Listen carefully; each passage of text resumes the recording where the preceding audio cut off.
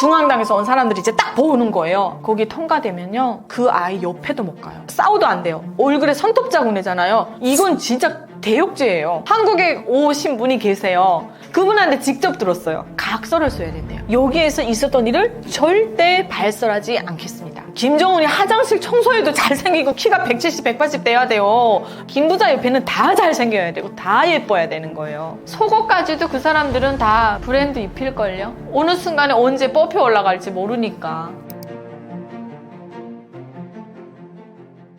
안녕하세요.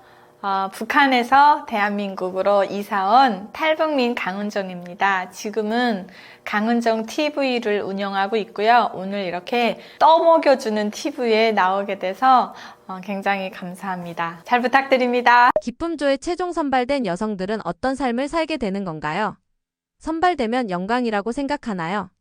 북한에서 최고의 목적지는요, 김부자 옆에서 그들을 보좌하는, 그거를 최고의 영광, 최고의 진짜 그런 충성심이라고 여기거든요. 그렇지만 대한민국에서는 최고의 목적지가 다르잖아요. 나는 해외에 가서 미국에 예를 들면 유학을 하고 올 거야.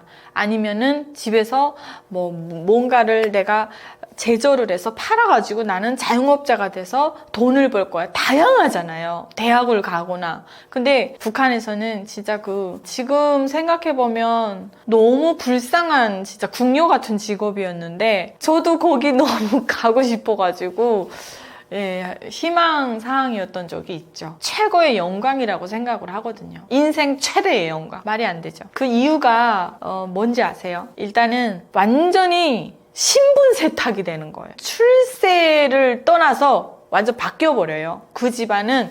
그래가지고 그 김부자들의 생일이나 북한의 어떤 중요한 날 이럴 때 매일 그 자녀의 집으로는 선물이 내려오거든요. 이 선물은 그냥 선물이 아니에요. 이거는요, 진짜 신에게서 온 선물이거든요. 그래가지고 다 먹고 여러분들은 박스를 어떻게 합니까? 맨날 버리죠. 저도 무슨 택배가 그렇게 많이 오는지 버리느라 힘들어 죽겠어요. 아주. 근데 북한에서는 그 김부자들 생일 때 그 자녀가 거기에 가 있기 때문에 그 일가족들은 조금씩 챙겨요. 그러다 보니까 그 박스를 못 버려요. 그리고 그 박스에 그냥 박스가 아니라 사랑의 선물 이렇게 해서 내려오거든요.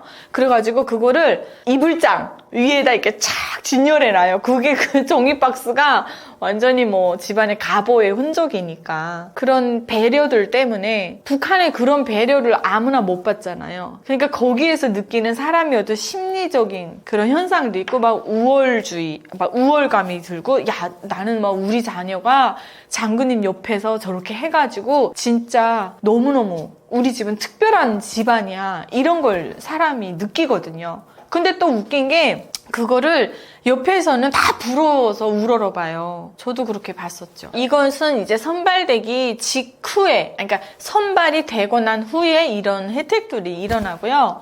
그 기쁨조라는 말은 사실 북한에는 없어요. 그리고 기쁨조가 있었는지도 몰랐어요, 저는. 한국에 오니까 그거를 기쁨조라고 이제 표현을 언론에서 붙인 것 같은데, 저는 그게 맞다고 생각을 해요. 왜냐면 김부자들을 어쨌든 그들의 수족이 돼가지고 그들의 삶에 보태주는 거잖아요. 그러니까 결국엔 만족을 시키기 위해서, 그 체제를 유지시키기 위해서 하는 거니까 저는 기쁨조라고 그 수식어가 맞다고 생각을 하는데요. 지금 생각해보니까 그런 기쁨조라는 말은 몰랐지만, 그 동네에서 일어났고 이제처럼 카드라 통신이 얼마나 재밌는지 아시죠, 여러분? 그렇게 들었던 게 기쁨조였던 거예요. 이게 선발 과정이 또 기가 막혀요.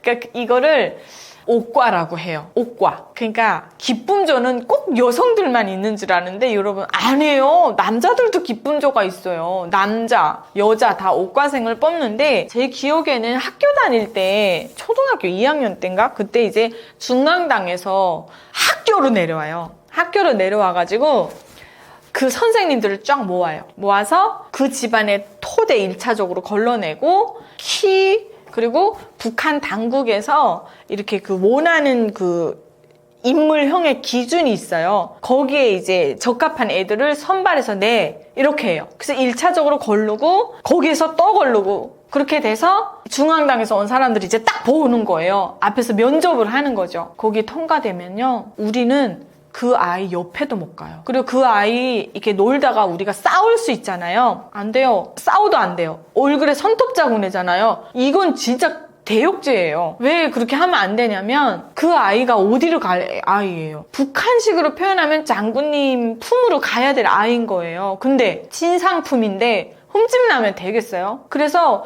매해마다 1년에 2번씩 그 중앙당에서 내려와가지고 제가 알기로는 관리를 했던 것 같아요. 그래서 얘 옆에는 가지 마라, 싸우지 마라, 한 번도 건드리지 마라 이렇게 하고 걔는 성장 그 과정 동안 뭐라고 해야 되지? 뭐 농촌동원 우리 학급에 그런 친구가 한 명 있었거든요. 그래서 이런 북한은 학생이 학생답지 못해요. 나가서 노동에 이제 강제 동원돼야 되고 김매기해야 되고 그러니까 군사 훈련 가야 되고 이런 것들이 많은데 그런데 일절 참여를 안 시켜요. 왜? 진상품이니까 거의 멋있게 자라야 되거든요.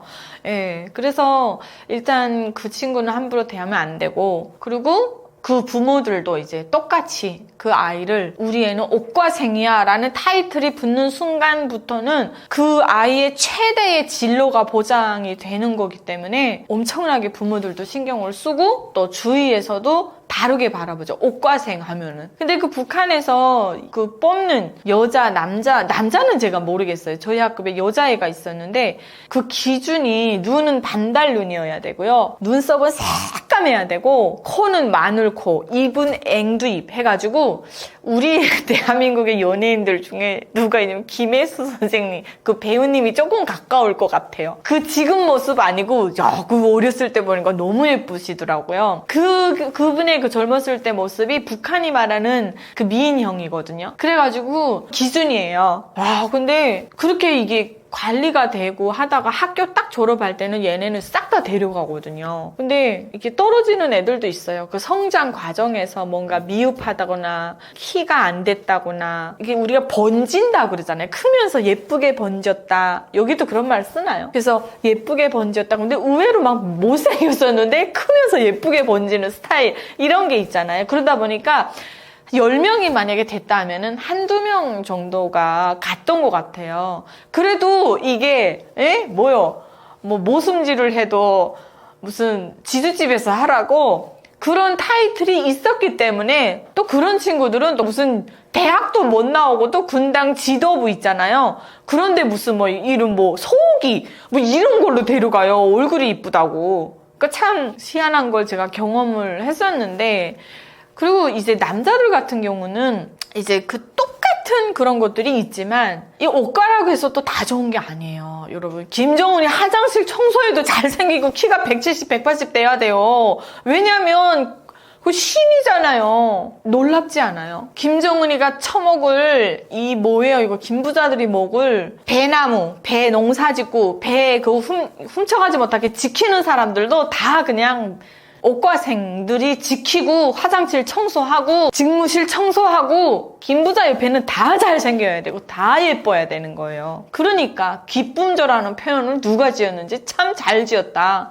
제가 한국에 와서 그걸 느꼈습니다. 근데 이거를 보면은 웃겨요. 그 이제 올라갈 때 학교 딱 졸업하고 데려가잖아요. 중앙당으로 이제 다 올라가서 거기 내용은 제가 모르겠어요. 근데 이제 들은 그 언니들한테 들은 얘기에 의하면 교육이라는 게 있대요. 교육이라는 게 있고 거기서 또 인물과 이런 지적 수준, 테스트 다 해가지고 분류를 하나 봐요. 그래서 대남 있잖아요. 대남 공작하는 그런 데로 이제 데려가고 이제 사과밭 지켜야 될 사람 데려가고 화장실 청소해야 될 사람 주방 이거 뭐 설거지를 해야 될 사람 다 데려간대요. 이게 나뉘는 거죠. 근데 거기에서 뭘 하든 나이가 있다는 거예요. 16살인가 7살에 그때 학교를 졸업하면 다 데려갔는데 25살이 만기래요. 어머, 근데 우리나라에서는 25살 정도 그러면 완전 애기 아니에요? 제가 24살에 한국 왔는데 저를 완전 애기 취급하더라고요.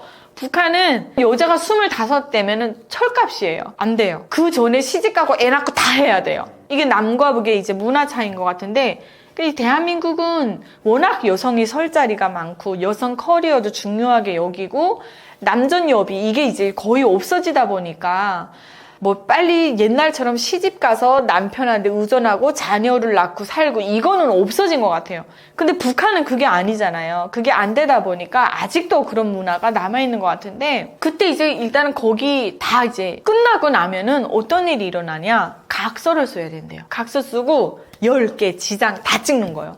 나는 어디에 나가서도 여기에서 있었던 일을 절대 발설하지 않겠습니다. 왜냐하면 그런 걸 통해서 국가의 비밀이 빠져나간다고 생각을 하거든요. 그리고 일단은 거기 데려갈 때 어렸을 때 사진부터 현재까지 그 흔적을 싹 다 지워버려요. 그래서 부모님들도 못 보게 다 지워버리고 옷가를 데려갑니다까지만 알지 얘가 어디에 가서 뭘 하는지도 몰라요. 이게 북한입니다. 그래서 제가 항상 쓰는 표현인데 북한 당국과 우리 부모님은 정말 희귀망측한 관계예요. 엄마가 나를 낳아줬지만 나를 키워서 조국에 바쳐야 돼요. 그 조국이 누구냐면 김정은이에요. 그렇기 때문에 우리 아버지 엄마는 나를 낳아놨지만 완전 유머거든요. 이 표현이 적절한 거예요. 어떻게 자기 자식이 올라가서 어디서 뭘 하는지도 모르는 부모가 어디 있어요.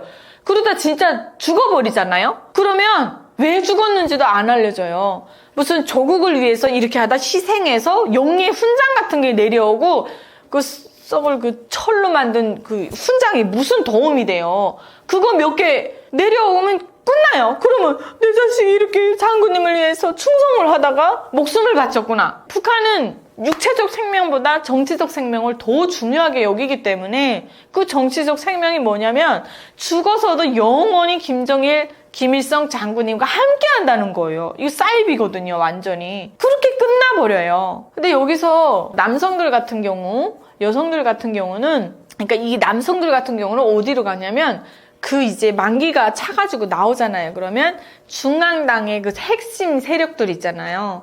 그 사람들의 그 집을 호위하는 그런 쪽으로 대부분이 간대요.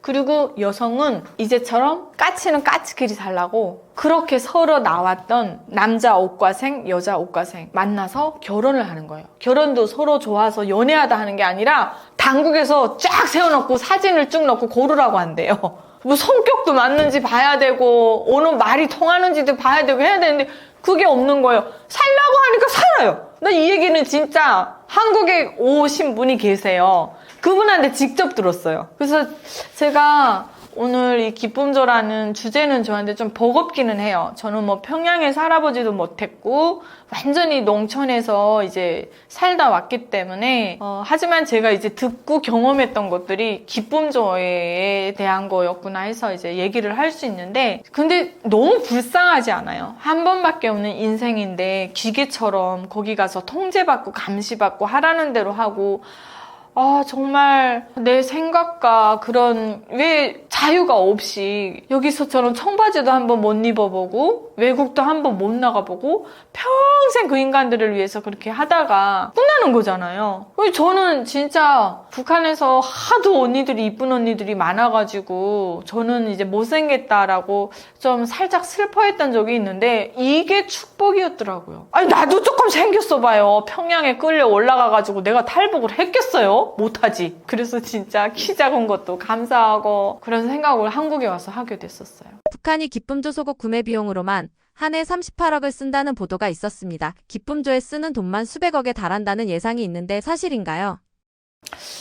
이게 제가 대홍단에 살 때인데요. 저희 앞집에 광복이 엄마라고 있었는데 그 광복이 엄마를 제가 큰엄마 하면서 따랐거든요. 저를 너무 예뻐했어요.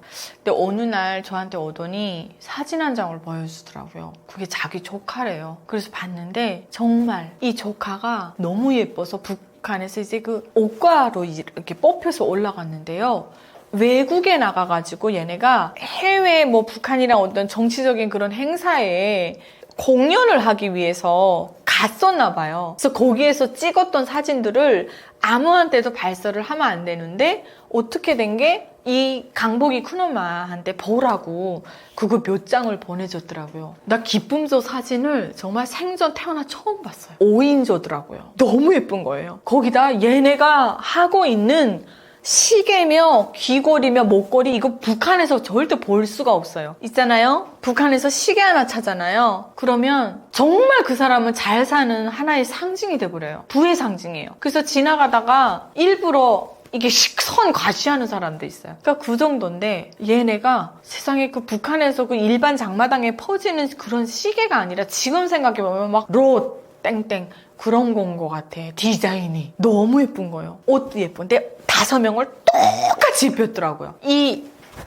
구두도 그렇고요. 몰랐지 그때는. 근데 어느 날 대한민국에서 기사를 보는데 이 김부자들이 누리는 이 사치품이 몇십만 달러? 1억 얼마? 10억 얼마? 이런 기사를 보는데 화가 나더라고요. 북한 주민들이 지금 굶어 죽고 있는데 그러니까 이게 김부자들의 사치품 수입에 대한 그게 이제 나오잖아요. 북한은 워낙 이 베일에 쌓여진 국가이기 때문에 그걸 다 정확하다고 볼 수는 없지만 그래도 여러분 안 뗀 굴뚝에서 연기가 나겠습니까? 그거 아니잖아요. 그런데 그걸 보니까 진짜 액수가 어마어마한 거예요. 그러니까 이 사치품의 그 범위를 봤을 때 제 생각은 그래요. 김부자 거만 사간 게 아니라 그 측근들을 이제 선물을 주면서 당근도 주면서 채찍도 주면서 달래야 되잖아요.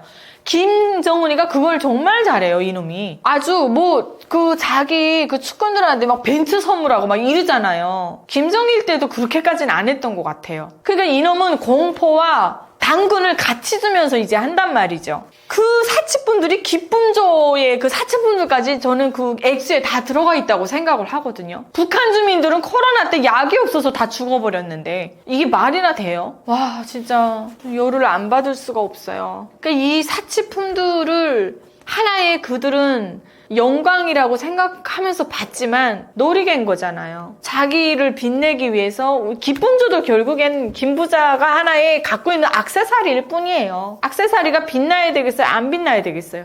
그러니까 북한 주민들 거 다 착취해가지고 우리 맨날 1년에 허다한 날 내라는 거예요. 당자금으로. 그리고 무료래요. 세상에 무료가 없는 집단은 북한밖에 없을걸요? 저는 오히려 대한민국이 무료가 차고 넘치더라고요. 없는 사람들에게 베풀고 와서 배우라고요. 예를 들면 청년 창업이라든가 이런 것들이 참 많더라고요.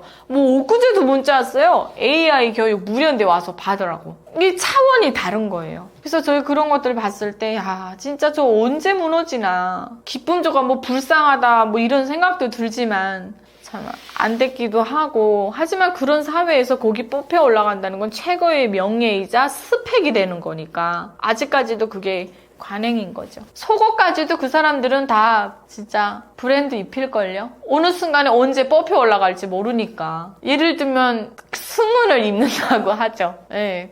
누가 어떻게 될지 모르는데 최고의 미모와 지성을 갖춘 사람들을 데려다가 더 교육시키고 더 가꾸고 더 입혀서 김정은을 호위하는 게 기쁨조인데 그것은 여자만 있는 게 아니라 남자도 있다. 이 말씀을 드립니다. 북한에서도 개인이 집을 살 수 있나요? 사유재산은 얼마나 가질 수 있는 건가요? 북한의 사유재산은 1도 없고요. 몸도 내 것도 아니고 다 국가 건데 어떻게 해요. 그래서 탈북하면은 노예이기 때문에 잡아가는 게 북한이잖아요. 내 몸도 내 게 아닌 게 북한입니다. 그래서 사유재산은 일절 존재할 수도 없고요. 그렇지만 사유재산 아닌 사유재산이 존재하죠. 고난의 행군을 겪으면서 북한 주민들이 굉장히 자기들이 열심히 장사를 몰래 하고 또 뇌물이 그때 엄청 이렇게 활성화되면서 빈부격차가 엄청 심해졌거든요.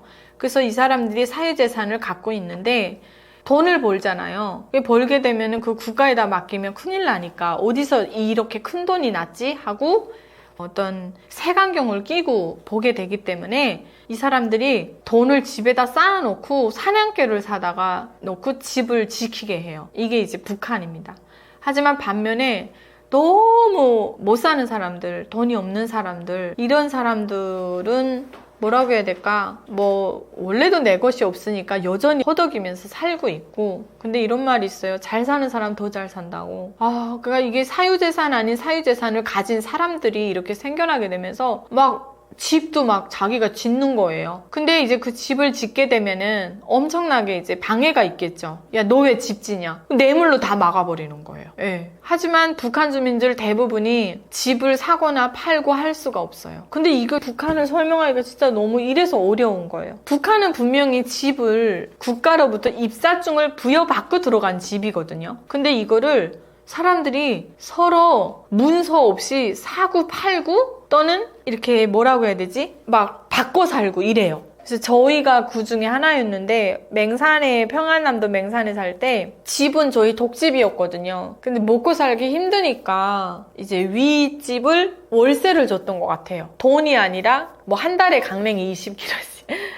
그게 이제 보니까 대한민국에 와서 살다 보니까 월세였더라고요. 그러니까 북한도 못하게 해서 그러지 저게 좀 살라고 이렇게 풀어놓으면은 사람들이 알아서 시장경제를 만들어갈 것 같다는 생각이 들어요. 근데 이게 한국에 와서 보니까 집에 대한 이슈, 부동산으로 또 돈 벌었다는 사람들도 엄청 많더라고요. 이런 말이 있더라고요. 보수 정권 때 집 사고 진보 정권, 좌파 정권 뭐 이렇게 부르잖아요. 그 진보 정권이 들어서면은 집을 팔아야 된대요. 그때가 집값이 제일 비싸대요. 그게 왠지는 나는 모르겠는데 북한은 근데 이런 게 없어요. 부동산이 없으니까. 근데 부동산이 있다는 거. 불법적인 속에서 서로 이제 팔고 사고 하는데 웃긴 게 직권남용이 엄청 일어나는 거예요. 집을 이제 배정하는 그런 이제 권한을 가진 사람은 자기가 그냥 집 한 채도 했다 치고, 예. 막 이런 식으로 북한이 움직이니까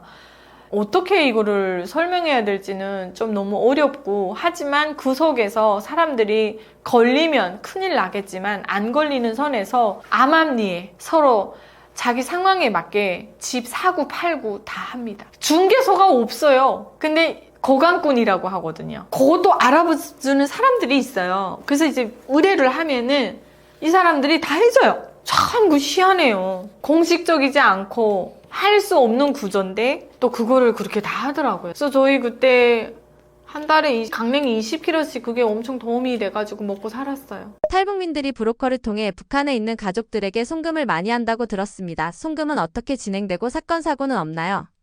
일단은 아마 북한 당국이 벌어들이는 수입 외에 북한에 이제 그 시장을 움직이는 돈이 아마 탈북민들 돈이 엄청 많을 거예요. 왜냐하면 우리 탈북민 35,000명이거든요. 35,000명 중에 3만 명만 잡아도요. 이들이 1년에 많이 보내는 사람은 막 500만 원씩 보내줘요. 그 돈이면은 북한에서 1년을 뭐 진짜 떡을 만들어 먹고 소 잡아 먹고는 못해도 1년은 진짜 배 안 걸고 옷 어느 정도 입고 살 수가 있거든요. 그 정도로. 그러면 이 돈이 누구를 통해 가겠어요? 브로커가 있어야 되겠죠. 그래서 이 브로커들이 중국에 1차적으로 존재하고요. 중국에서 자기가 알고 지내는 북조선 대방을 이제 또 연결을 하는 거죠. 그래가지고 현금은 두만강에서 만나서 넘겨주고 자기들끼리 하고 저희가 이제 중국으로 돈을 먼저 보내주고 그 돈을 이제 받은 거를 탈북민 가정에게 이제 전해주는 거죠. 근데 이게 수수료가 엄청나요. 지금 100만 원 보내면 60만 원밖에 안 가요. 근데 이 브로커들이 이걸 목숨 걸고 하거든요. 북한에 세상에 이만한 돈벌이가 어디 있어요. 탈북민 가정 10가정만 딱 제대로 잡고 해줘도 아유, 그 사람은 지금 예를 들어 500만 원 보내는데 수수료가 거의 반이 떨어지는 거잖아요. 그럼 중국이랑 나눠 먹어도 북한에서 이만한 돈벌이가 없는 거죠. 그렇기 때문에 예전에는 무작정 이 사람들이 나쁜 사람들은 돈을 받아가지고 꿀꺽했어요. 그리고 뺏겼다 하면은 이거 불법이기 때문에 따질 수도 없어요. 그냥 억울한 채로 당해야 되는데 처음에 그런 일들이 많이 일어나다가 탈북민들이 대량으로 늘어나면서 북한으로 돈을 보내는 일이 많다 보니까 이게 완전 놓쳐서는 안 될 하나의 고위알 같은 직업이죠. 황금 고위알 같은 그런 직업이 되어버린 거예요.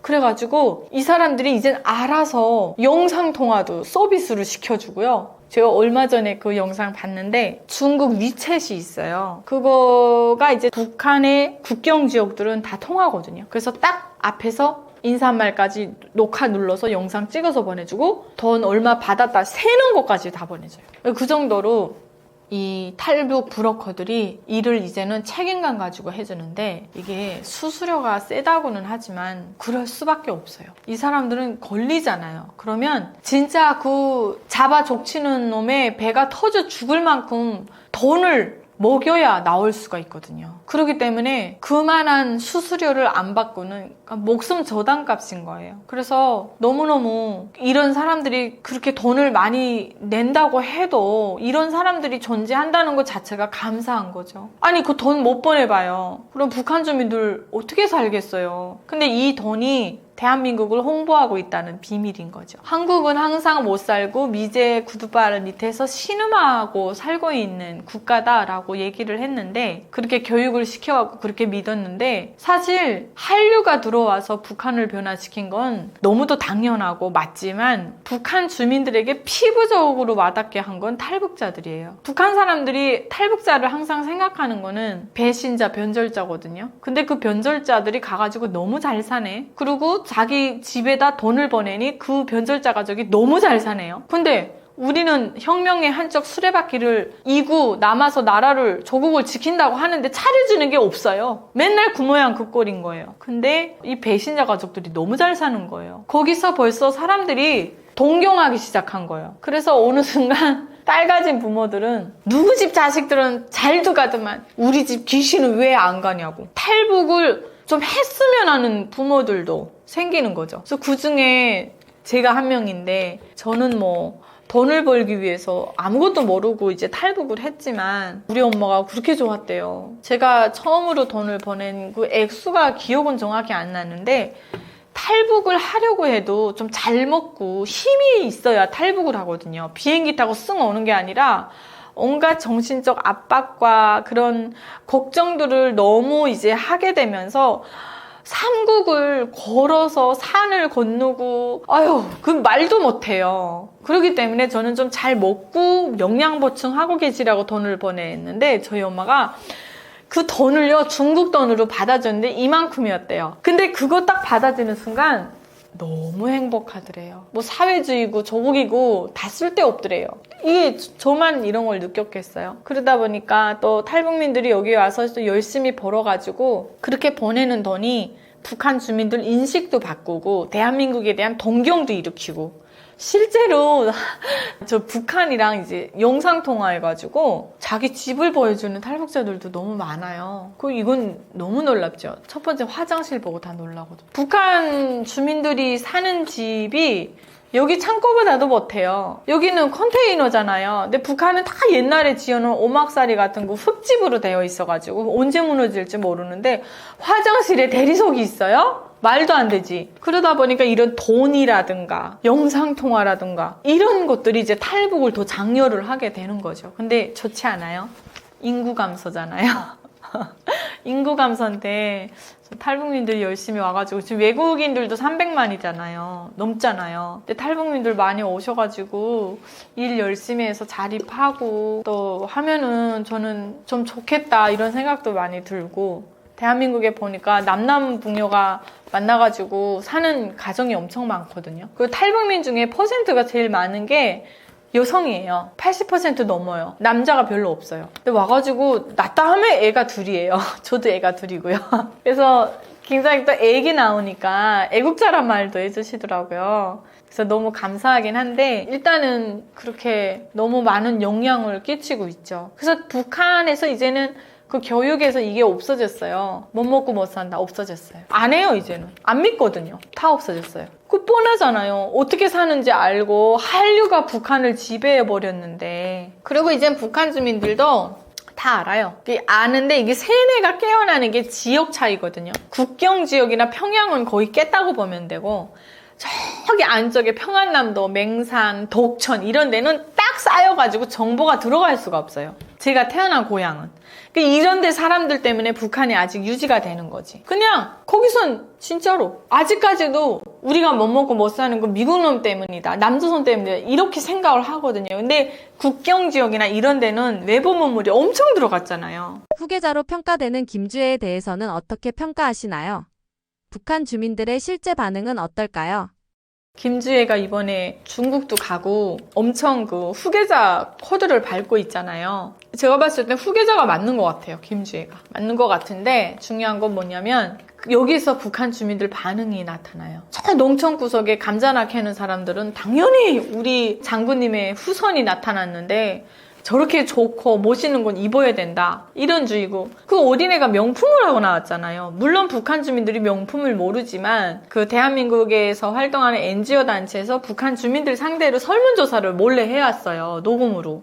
근데 시골은 그런 입장이고 깬 이런 시내 쪽의 사람들은 뭐라고 하는지 아세요? 아니 누구는 되고 누구 안 되고 이렇게 밝혀왔어요. 입장을. 그러니까 이런 상태인데 아직까지 말도 안 되는 한국의 거짓말이 먹히겠어요? 안 먹히지. 탈북민들께서 북에 남기고 온 가족분들의 생활은 어떻게 전해 들으시나요? 중국 국경 주변에 계신 분들은 중국 핸드폰으로 중국 전파를 잡아 영상통화도 가능한가요? 일단은 저는 그래요. 저희 집은 제가 탈북을 안 했다면 아마 다 굶어서 지금 죽었을 거고 저는 제 스스로가 어떻게 생각을 하냐면요. 아니, 그러니까 우리 집안은 저 아니면 인생이 안 바뀌었어, 일단. 그 정도로 힘들게 살았어요. 근데 부모님 소식이나 또는 저 말고도 주위의 탈북민 친구들이 가족의 소식을 듣잖아요. 근데 한국만 가면 돈이 떨어지는 줄 알아. 그래서 한 번 돈 보내줄 때 잘 잡아야 돼요. 이 돈 갖고 종잣돈 삼아서 열심히 살아야 돼. 이렇게 말해줘야지. 그렇게 말해줘도 막 오토바이 사고 뭐 사고 난리가 나요. 집까지 허물어져서 떠내려갔다고 거짓말한 동생도 있었더라고요. 그 정도로 북한에서 보내준 돈 다 쓰면은 먼저 연락이 올 때도 있어요. 전화번호를 기억을 했다가. 그래서 우리가 사는 게 이렇게 힘들다. 또는 뭐 누군가가 돌아갔다, 위급하다. 중국 통신사를 국경 지역에서 이용을 하는 거니까 그렇게 해서 이제 연락이 오거든요. 그렇게 이제 가족들이 소식을 전해 듣는데 그거를 듣게 되면은 진짜 가슴 아프잖아요. 그래서 돈을 또 계속 보내주는 사람도 있고 한데 이거를 조금 우리가 냉정해줘야 돼요.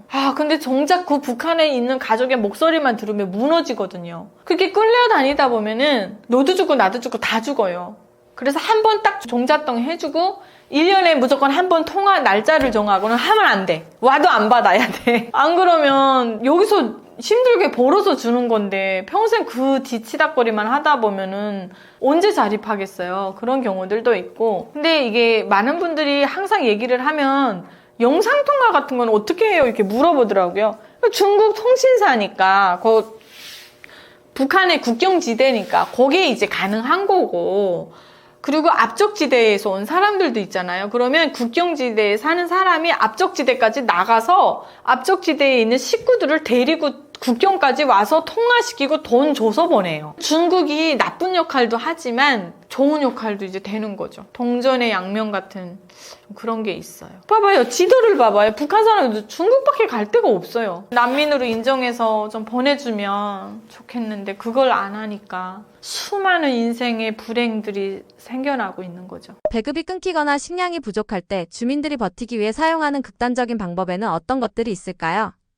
일단은 소금. 물하고 소금을 못 먹으면 죽거든요. 진짜 북한의 소금이 귀해요. 너무 귀한데 대한민국에 오니까 행사장 가는 데마다 소금을 또 예쁘게 가루소금까지 해가지고 포장까지 해서 선물을 주는 데가 많더라고요. 갑자기 그 생각이 나는데 소금만 입에 넣고 있어도 간이 들어가니까 저는 살겠더라고요. 그리고 고추장물 이제 한 바가지 타가지고 먹고. 근데 나중에는 고추장물도 너무 귀했어요. 고추장 말 식량이 있으면 먹었겠죠. 그러다 보니까 장 같은 것도 생각도 못하고 극단적인 방법이었던 게 그냥 풀 뜯어 먹다가 풀 뜯어 먹으러 가려면 어디를 가야 돼? 산을 가야 되잖아요. 산 타는 게 에너지가 얼마나 세요. 그러니까 마지막엔 그것도 못하겠더라고요. 그래서 제가 힘이 없어서 누워서 있은 게 4일을 굶어가지고 저는 죽음의 문턱을 갔다 왔죠.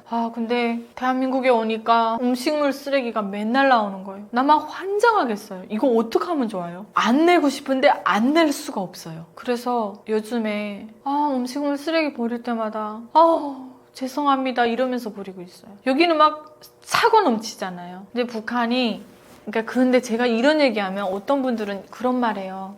아니 그걸 왜 옛날 얘기를 하냐고. 아니에요. 진행형이에요 지금. 빈부격차는 더 심해졌고요. 말도 못해요. 없으면 그냥 마지막에 굶는 거죠. 예. 그래서 풍족한 사회에서 이렇게 되지도 않는 살 빼기를 한다고 맨날 그 앞에 맛있는 게 있어도 어느 순간 대한민국에서 행복하지 않더라니까요. 살 뺄 걱정하니까. 너무 대한민국과 북한은 천하지 차이죠. 무슨 말이 더 필요하겠어요.